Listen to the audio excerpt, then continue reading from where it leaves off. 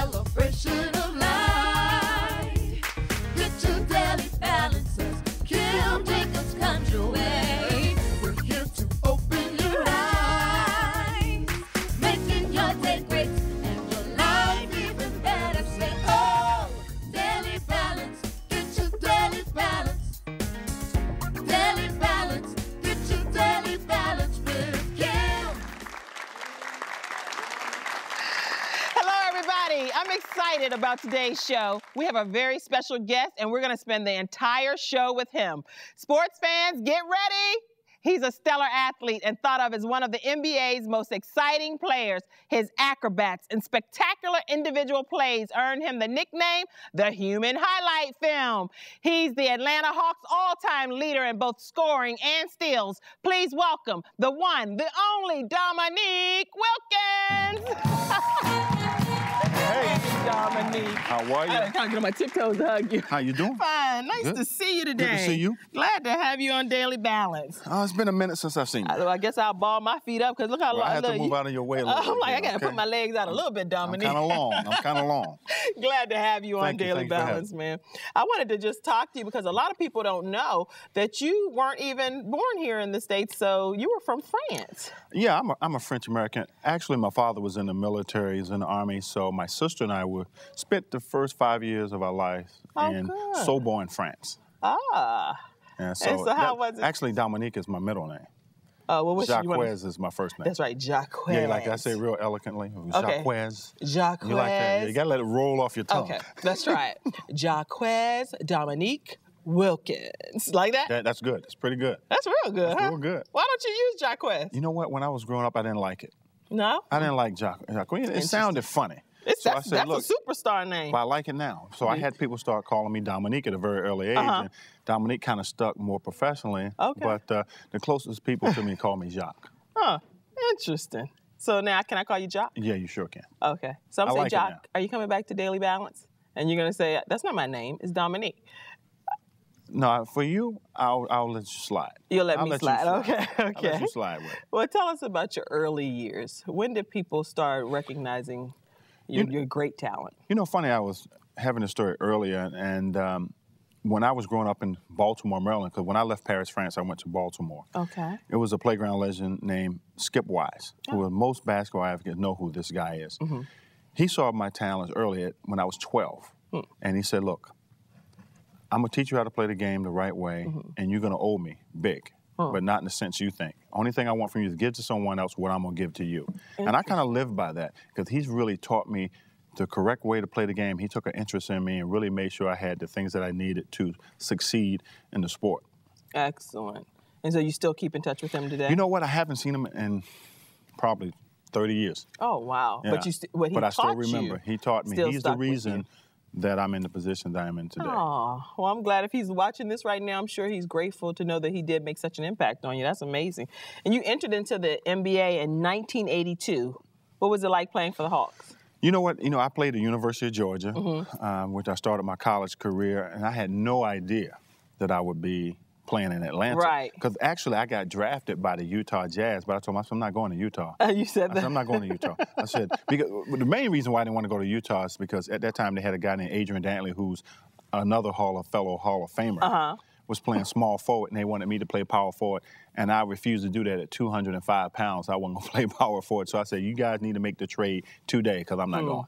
And they did it. They did, and I ended up in Atlanta. So they traded me for Freeman Williams, and another player, John Drew, who was the star player in the Atlanta Hawks at that time, and $1 million. And back in those days, that was a big trade. That's a big deal. That's a big deal today. It might not be for you, but for everybody, my viewing audience, $1 million is plenty. We'll go. That was a big deal. And you're right. And even in today's world, that's still a big deal for a lot of the ordinary person. But back in those days, that was considered a monstrous deal. Right. Well, good. And I know you were injured early on in the early 90s. What happened? You know what? I think I was like 31 at the time, I believe. can't remember that far back. Oh, you 31. act like you 70. How old are you? And you're I'll be 50 in January. Oh, well, you actually do I look look mighty pretty good. good for 50, huh? That's a high five moment on the show. You looking mighty good, Dominique. I feel pretty good. You know, I still get out and play a little bit with the young fellas. Oh, good. But I know they let you win at this point, huh? No, don't let me win. They don't? No, you know, I tell my son all the time. And he used to cry a lot. He's 14 now. But at 12, he used to cry a lot because I used to beat up on him. I wouldn't let him win. And he said, why you never let me win? I said, well, you never beat me till you beat me. So when you do, that means I'm too old or you just got that good. Oh, okay. Has he beat you yet? No. Oh, come on. I know he doesn't want you to share that. Because you know what? I don't think kids really learn anything if you let them win all the time. You always pat them on their back and tell them that, you know, everything is great when they fail. Because if you keep doing that, they're going to get to a point where the competition gets a lot stiffer. That's right. And when they fail, they're not going to know how to handle it. So I make sure my son understands at his age, it's not about winning and losing, it's what you learn. That's right. At that age. And that's an important lesson. It's I know my husband. I told him, my son just recently made the middle school football team, and he's tossing my husband's tossing him around. I'm like, give him a break. Oh, no. He said, oh, no. No, you got to hit him. You got to hit him a couple of times. That's crazy. You got to knock him down, you know, step on him a few times. Let him feel the pain a little bit. You know, my son now. I'm opposed to this philosophy. A mother never agrees with this. And my son now, his friends come over to my house and play. And first thing he tells his friends, well, Dad ain't going to let you win, so we're going to have to play hard. I just played in 3 games last week in Korea and the Philippines. Oh, wow, okay. And it was like a promotional game. Okay. And I was only going to play like 5 minutes until a guy elbowed me. Oh, and then that whole competitive edge kicked in. You're personally offended now, Oh, right? yeah, I'm offended. I'm real offended. And in 2.5 quarters, I had 31 against the Korean national team. What? At 49. Oh, you are the man. You are the man. You're still the human highlight. But you know what it is? It's not really the athleticism. It's just knowing how to play the game. And I tell young guys all the time, you got to learn how to play the game on the ground as well as in the air. And I said, what I mean by that is you have to become fundamentally sound to really master your craft. And you see a lot of guys who are athletic and can high wire acts, but they're not true basketball players. Interesting. That's something that you have to learn. And wow, that's a good point. Now, when you were injured in the early 90s, because I don't know if we even got the answer, I was sidetracked. No, we got sidetracked. Yeah, but when you were injured in the early 90s, did you consider retiring? You know what? At that point? People said my career was over. I think I was 31 at the time, and they said, you know, Dominique is done, because Achilles tendon tear back in those days was considered a career-ending injury. Of course. And I remember telling them, I said, not only will I be back, but I'll be better than before. And they patted me on the back, one of those sarcastic pats. Dominique, wish you luck. You know, and the doctor who did my surgery came out of retirement to do my surgery, and he basically staked his reputation on me coming back and being ready to play. And I worked 9 months, twice a day, hard. And I ended up having my best all-around season at 32. 32 years old, and you came back with points Achilles tendon. Yeah. So that was injury. the most, out of my career, and there's a lot of things that was, you know, great moments of my life and my career, but that was probably the greatest because of the circumstances. I've come back off a career-ending injury that people usually don't come back on. And the funny thing is, my brother, I was playing against him a year later, and I was actually guarding him in a game. He was playing with the Cleveland Cavaliers, and he went to move a certain way, and he tore his exact same Achilles. And I looked at him before he even said anything. I said, you tore your Achilles.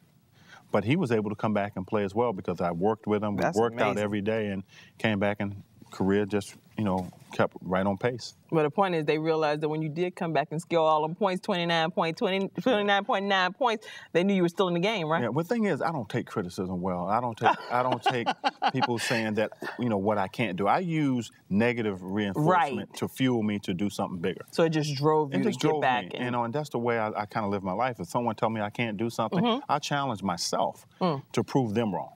That's a good philosophy to have. I feel the same way. Yeah. So, you have to in life because at the end of the day, you're the one that have to be satisfied with where your life goes. And it's all up to you what you do. Well, you know what? I was personally shocked when this happened, but I don't know if you were, so I wanted to get your feedback. Were you shocked when you were traded after 12 seasons in Atlanta? I'm still shocked. That blew my mind.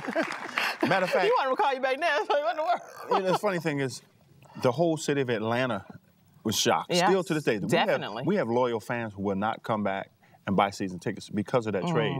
And I think at that time they made that trade maybe because it was economical. And you had an older guy and you had a younger guy that they had a possibility to trade for. They thought they would get the same type of effect that I gave there. Of course. But it didn't happen. Matter of fact, the most satisfying game for me is when I came back and played against the Atlanta Hawks after I got traded. And I had 38 and 11, so that was real satisfying. You were really driven then. Yeah, I was upset. High five again. That's amazing. But, that's a great organization. The Atlanta Hawks organization, I really love the people who are involved there. There's a couple of owners who's like a brother and a father to me. The Guerin family has been very close to me. So I don't look at the things that happened back when I played and let it hinder me in the way I think with that organization, because I live and breathe Atlanta Hawks. And how did it impact the rest of your career anyway after being traded?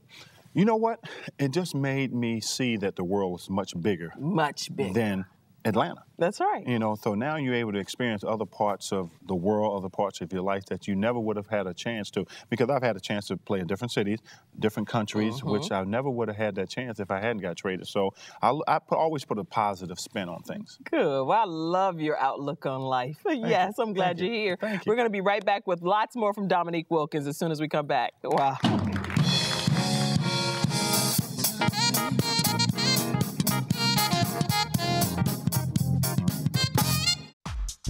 Daily Balance with Kim Jacobs is sponsored in part by the Rock Worship Center, Church of God in Christ, located at 1113 Fordham Road, Charlotte, North Carolina. The Rock Worship Center, making disciples through evangelism, exaltation, and edification.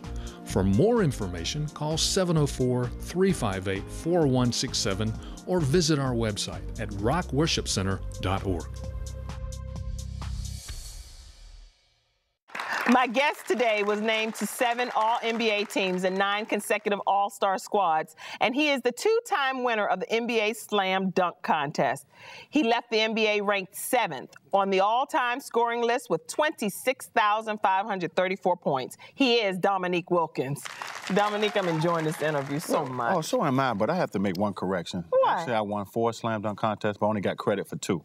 Oh, that's why I only found out about 2. You must be in denial. Yeah, I am a little dumb. Yeah. Okay, so the society is giving him credit for 2, and he feels in his heart that he's won 4, so maybe somebody needs to give him another challenge. So thank you. I appreciate it. Give me some encouragement. But, it was all fun and games. I tell people, I always joke about the Slam Dunk Contest, but Slam Dunk Contest for me was about entertaining the fans. Yes. It really wasn't who I was. I used it as a tool for intimidation. To really back. You're like a comedian. I'm telling you, that's what I used it for. But it really wasn't who I was, because back in our era, guys didn't let you walk down the lane and just dunk. You had to pick and choose your spot. So I may average 2 dunks a game, believe it or not. Okay. But the dunks I did, most people thought were so dramatic, like I dunked every play, and it wasn't like that. So, but I'll take it.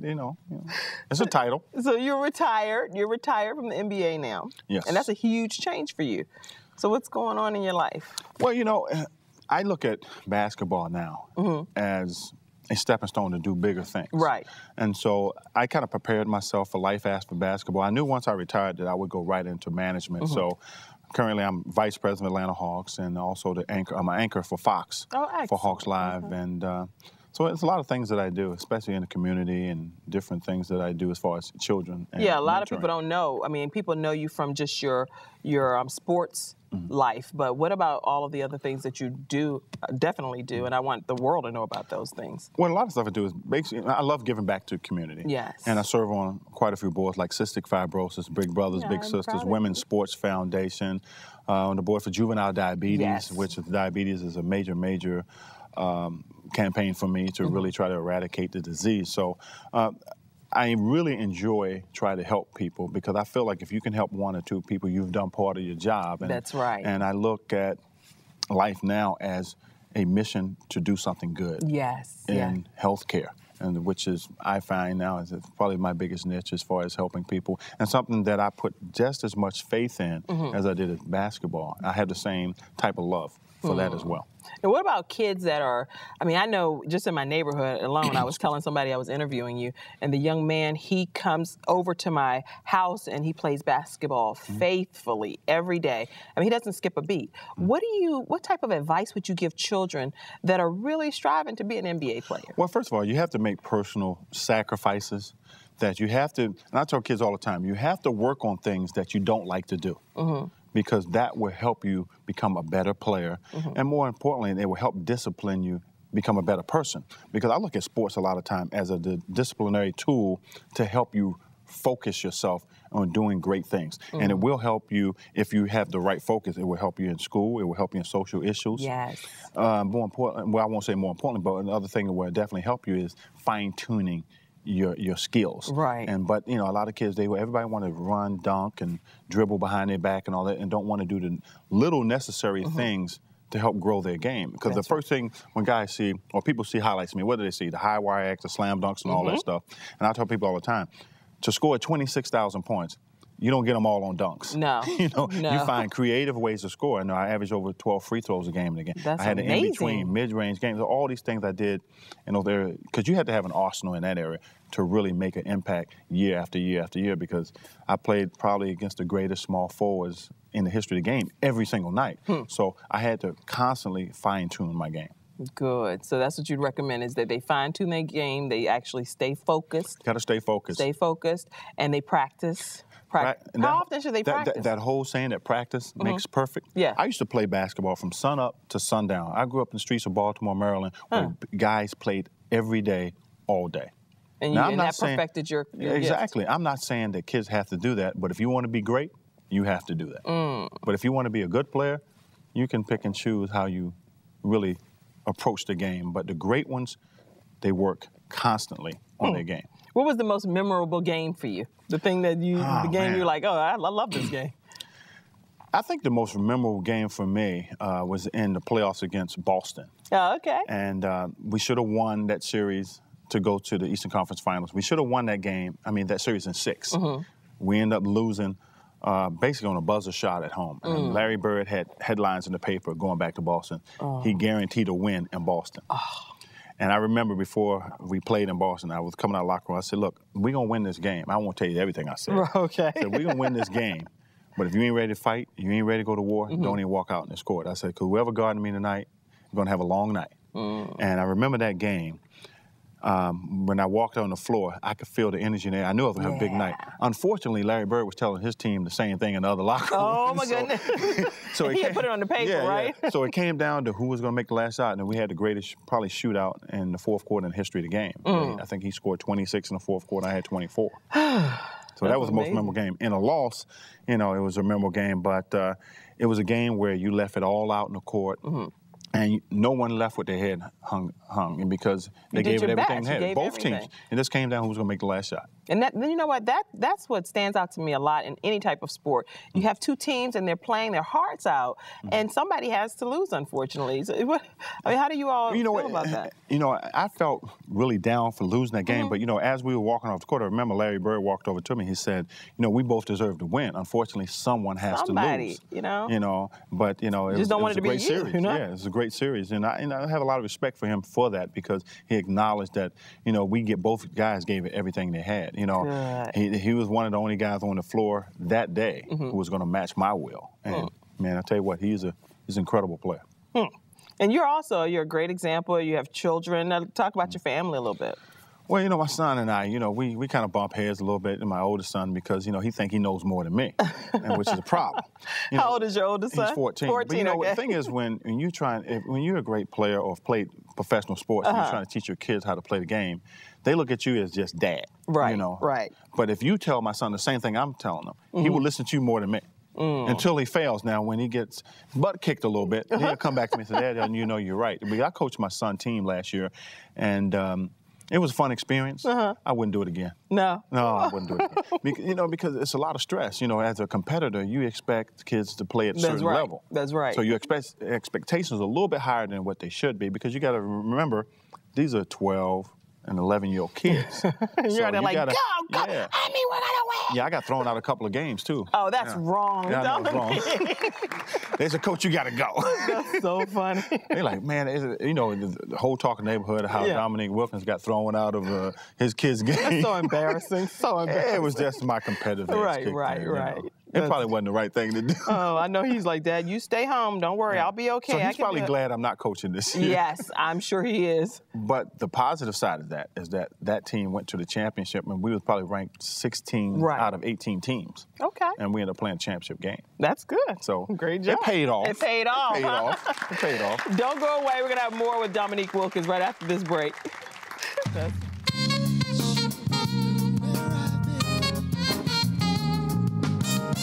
Daily Balance with Kim Jacobs is sponsored in part by 5 Links. 5 Links is committed to being in the forefront of the telecommunications industry and offers products and services throughout the United States and worldwide. Services include Global Links digital phone, cellular services, satellite TV, high-speed internet, Global Links Wi-Fi phones, and 5 Links home security. For more information, call 1-800-575-4021 or visit our website today. Welcome back to Daily Balance. I'm here with NBA superstar Dominique Wilkins. Dominique, I've enjoyed so far this interview. You know, people don't know that you have diabetes. How did that affect your career? Yeah, I'm a type 2 diabetic. It's funny because I didn't know I was diabetic. You know, I should have known because when I was a player, it was certain times where I would finish playing a game and I would shake real bad and start sweating. And I thought I was just coming down off the game, so I had to eat something really quick to kind of calm down. I remember my brother said to me one time, he said, "Nick, that's not normal. I mean, why are you sweating so hard?" You know, this was towards the end of my career. So 2 years after I retired, I noticed I was feeling off. I was feeling a little, you know, unbalanced. And I remember going to my doctor, and he did all his tests. And I could see when he came back, it wasn't good news. He said, "Look, I got good news and bad news. The good news is that you're not dying yet." That's real good news. And I'm like, well, what's the bad news? Right. He said, well, the bad news is you're diabetic, but now you have to make lifestyle changes. And I remember after I made those changes where I changed my diet, you know, I started taking medication, I started exercising. I lost 32 pounds in 2.5 months. Oh, wow. And I felt better than I ever felt. But the most amazing thing that I started wearing glasses for like 2 years. I thought I was just getting older. I thought I needed glasses, you know. Right. But my vision was so blurred. When I went and got my sugar check, it was like 320. Oh, wow, okay. So I remember 7 days after I started taking medication, I rolled over in bed and I looked out the window and I could see clear as a bell. It was the weirdest thing I've ever experienced. Wow. But 2 weeks later, it went right back to where it was. Right. So I ended up having